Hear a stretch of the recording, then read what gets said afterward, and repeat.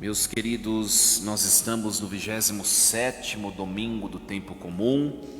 Na semana passada nós ouvimos o texto já do capítulo 21, que foi a primeira parábola dentre 3 parábolas. Jesus, no capítulo 21, no versículo 1 de Mateus, ele entra em Jerusalém. Se você pegar na sua Bíblia, Jesus entra em Jerusalém, ele é aclamado pelo povo que traz ramos nas mãos, que joga vestes para ele passar, dizendo: Hosana nas alturas ao filho de Davi, reconhecendo Jesus como Messias enviado por Deus. Só que Jesus sabe que daqui uma semana eles vão entregar Jesus para ser crucificado. Então, nós estamos nesse contexto histórico. Daqui uma semana Jesus vai ser assassinado. Imagine o sentimento que estava no coração de Jesus. Por quê? Porque o povo o aclamou como Messias, mas os chefes desse povo, o sumo sacerdote e os anciãos, já estavam tramando para entregá-lo à morte. Então, meus queridos, é esse contexto histórico. E Jesus ele vai contar uma trilogia, que é o conjunto de 3 parábolas, para mostrar que os chefes dos sacerdotes do povo, os sumos sacerdotes, os anciãos do povo vão entregá-lo, e que eles não aceitaram o projeto de Deus. Semana passada, a primeira parábola do pai e dos 2 filhos. O pai manda os filhos trabalhar na vinha. Um diz que vai, mas depois não vai. E um disse que não ia, não vai, mas depois foi. Ou seja, Jesus já está comparando com esses sumos sacerdotes que dizem sim, mas na prática não acolhem o enviado de Deus. E hoje é a segunda parábola, semana que vem a terceira. Escutai esta outra parábola. Jesus falando para os sumos sacerdotes. Certo proprietário plantou uma vinha, pôs cerca em volta, fez nela um lagar para esmagar as uvas, construiu uma torre de guarda. O proprietário que plantou a vinha é Deus Pai. A vinha, como nós cantamos como refrão desse salmo, que é o texto de Isaías, capítulo 5, versículo 7. A vinha do Senhor é a casa de Israel.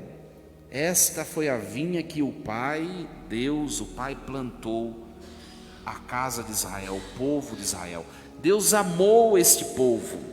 Deus foi constituindo este povo pensando em tudo, desde Abraão, Isaac, Jacó, os patriarcas, os filhos de Jacó, depois Moisés, Arão e todos aqueles que foram colocados como pastores para constituir esse povo, que é o povo escolhido, amado por Deus. Deus apostou tudo neste povo.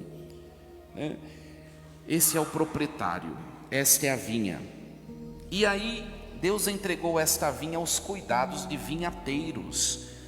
Os vinhateiros são os pastores do povo antigo. Jesus está contando essa parábola de hoje para os sumos sacerdotes, que eles que são os vinhateiros. Só que eles não entenderam que Jesus está contando a historinha para eles, Entregou a vinha, arrendou a vinha, só que depois o proprietário ia colher os frutos. E quando chegou o tempo de colher frutos, o proprietário mandou os seus empregados irem aos vinhateiros e colher os frutos. Só que, para surpresa do proprietário, os vinhateiros mataram, apedrejaram e espancaram os funcionários, aqueles que o proprietário mandou para recolher os frutos. Depois ele tentou de novo, mandou outros empregados para colher os frutos e pegar. Os vinhateiros mandaram novamente, repetiram, fizeram a mesma coisa, mataram, espancaram e apedrejaram. O que quer dizer isso na história da salvação?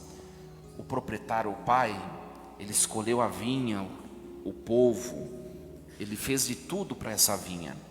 Só que essa vinha, por meio dos seus pastores, não foi fiel, não acolheu.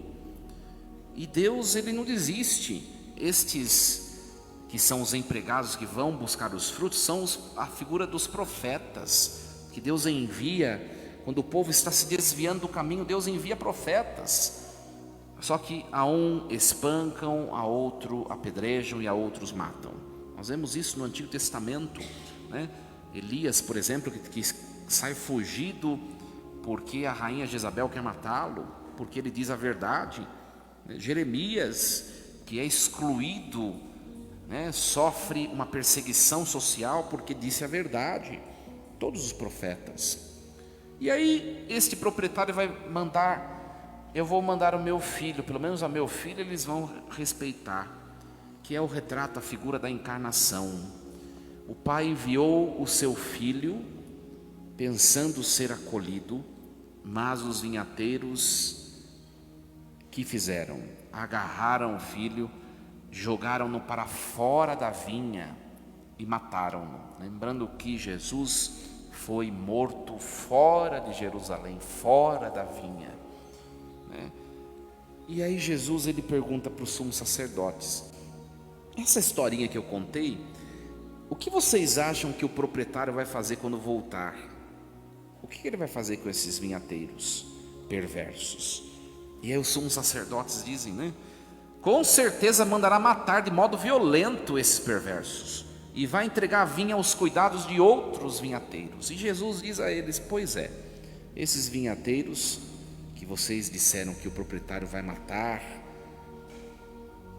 eles são vocês que não cuidaram da vinha, que é a casa de Israel. Por isso o reino de Deus vos será tirado e será entregue a um povo que produzirá frutos. Hoje nós podemos dizer: a vinha do Senhor foi a casa de Israel, não é mais, porque Israel não produziu frutos, por culpa dos pastores e por culpa do próprio povo. A primeira leitura de hoje, Isaías capítulo 5, né? Quando Jesus ele vai contar essa parábola, Isaías foi escrito 800 anos antes de Jesus. Quando Jesus contou essa parábola da vinha, com toda certeza os sacerdotes já vieram na mente dele esse texto de Isaías, porque eles sabiam de cor a escritura, né? O texto de hoje diz o quê? Exatamente isso: vou cantar para o meu amado o cântico da vinha de um amigo meu. A vinha de um amigo meu, este é Deus, né? Um amigo meu possui uma vinha infértil e costa, cercou-a, limpou-a de pedras, edificou uma torre no meio dela, construiu um lagar. Olha só, é reescrita a parábola que Jesus mandou. Mas esta vinha produziu uvas selvagens, né? Esta é a casa de Israel, uvas amargas, uvas selvagens, que não é do agrado de Deus. Por isso Deus vai deixar Israel e vai assumir um outro povo, que é a igreja. E Deus vai colocar como vinhateiro supremo não mais pastores frágeis, mas o seu próprio filho, que é o pastor supremo, o vinhateiro por excelência. Agora esta vinha vai produzir frutos, que é o retrato da igreja, que caminha mais de 2000 anos. Quantas uvas selvagens, amargas, azedas nós vemos no testemunho e na história da igreja, mas ela não desfalece porque ela é conduzida por Cristo e não por seres humanos, né? Então, meus queridos, hoje nós podemos colocar essa leitura na nossa vida e também pensar o seguinte: Deus também entregou aos nossos cuidados alguma coisa, uma vinha, e a vinha que Deus entregou aos nossos cuidados deve ser bem cuidada, trabalhada. A vinha, as videiras desta vinha têm que ser podadas, têm que ser cuidadas, para que possam produzir frutos doces, que vão produzir vinho depois disso. E com o que nós estamos fazendo ao cuidado da vinha que Deus nos entregou? É uma missão, refletir isso é uma missão que Deus nos entrega hoje. Nós, como vinhas, como videiras, Nós estamos produzindo e colhendo frutos bons daquilo que Deus nos entregou? Ou alguns frutos amargos, alguns frutos azedos ainda têm saído do que nós plantamos? Aí, padre, como que eu vou saber isso? É só você olhar todas as dimensões da sua existência, né?